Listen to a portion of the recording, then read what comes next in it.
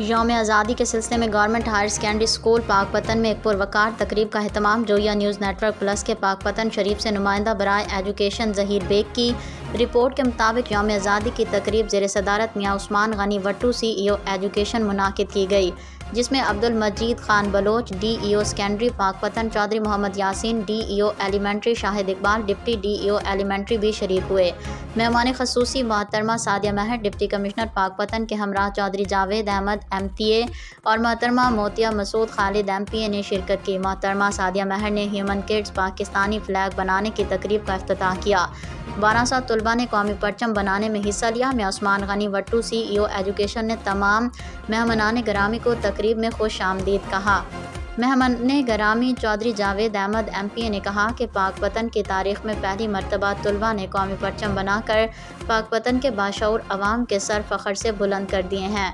मोहतरमा सादिया महर ने कहा कि इंशाअल्लाह ताला हर साल फ्लैग तकरीब मुनाकिद की जाएगी।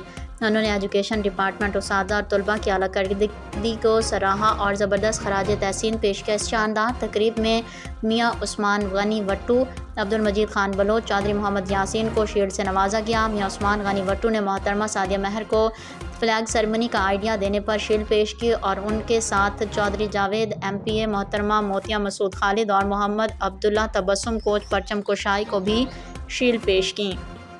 CEO एजुकेशन ने प्रिंसिपल हेडमास्टर्स डॉक्टर मोहम्मद इसहाक खान आसी, मोहम्मद अवैस चिश्ती, चौधरी मोहम्मद रशीद, आबिद बशीर अहमद, शोबान रज़ा, मोहम्मद सिद्दीक, अल्लादिता, रियाज कदीर और मैडम शमीम तुफैल को भी शील्ड्स पेश की गईं।